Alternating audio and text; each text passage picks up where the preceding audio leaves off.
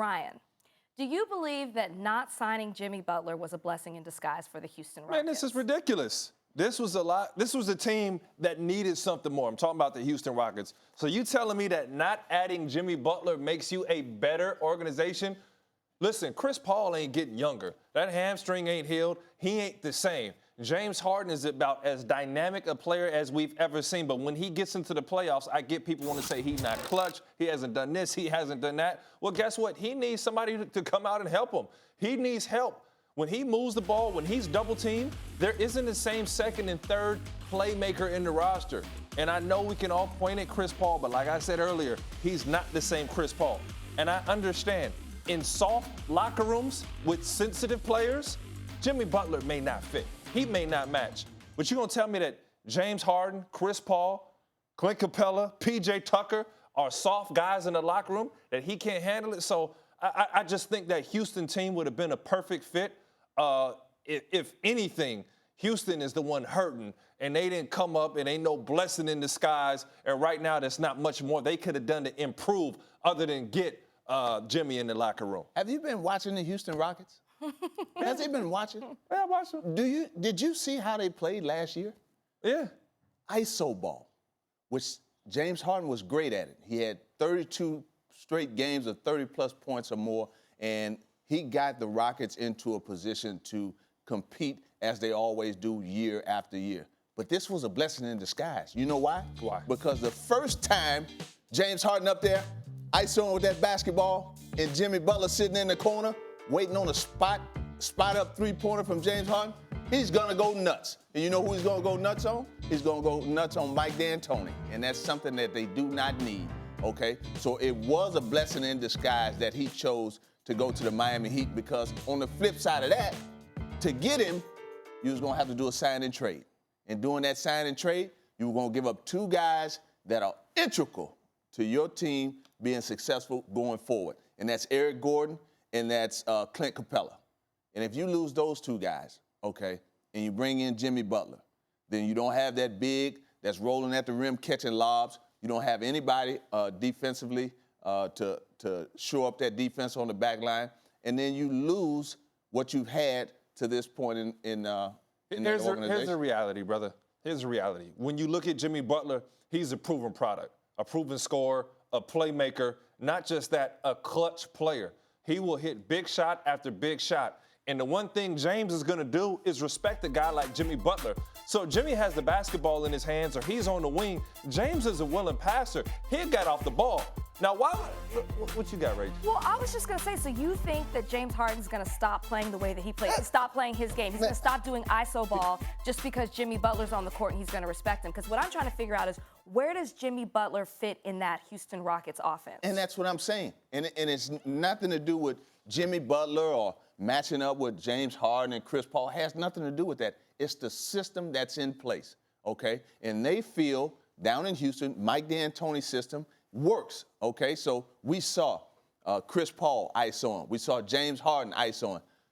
That's not Jimmy Butler's game, just to sit around and wait for Chris to do his thing, for James to do his thing, and then, now it's my turn. He doesn't play basketball. Can Jimmy Butler create his own shot? Yeah, he could create his own shot. But when is he going to create it? After James goes 5 or 6 possessions creating his own? So here's the reality. When you talk about the Mike D'Antoni offense, you got to credit Mike for one thing.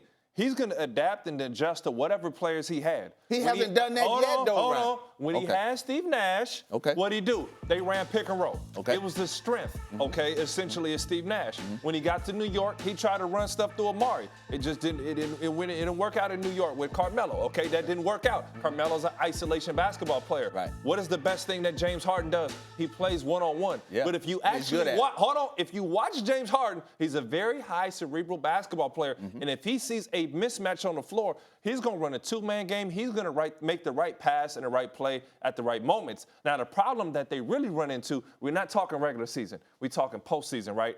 They don't have a guy on that roster that outside of James that can create his own shot.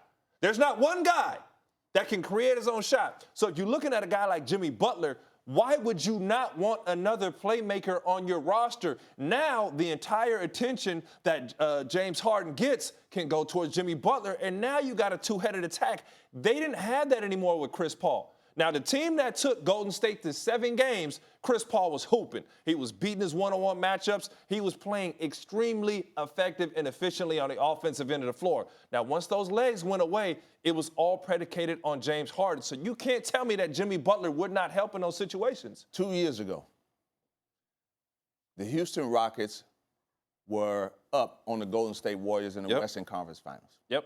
Chris Paul got hurt. And what did everybody say when that series was over? If Chris Paul doesn't get hurt, the Rockets win that series, they go on to the NBA Finals, correct?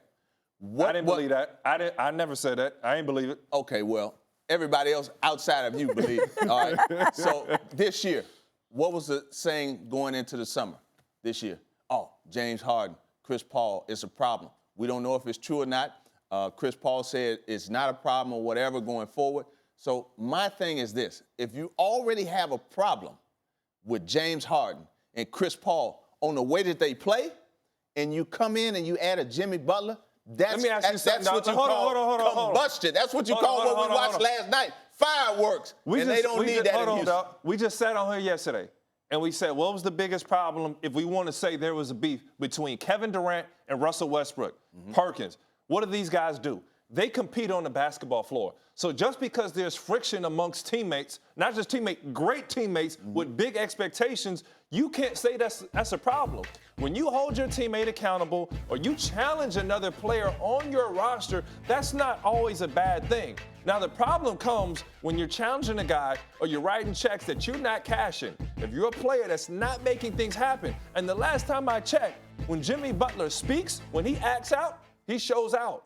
When he did all that talking in Minnesota, he took the third team and put hands on Karl-Anthony Towns, put hands on Wiggins. Then amongst all the turmoil, went to Philadelphia and hooped, bruh. Thanks for watching ESPN on YouTube. For more sports highlights and analysis, be sure to download the ESPN app. And for live streaming sports and premium content, subscribe to ESPN+.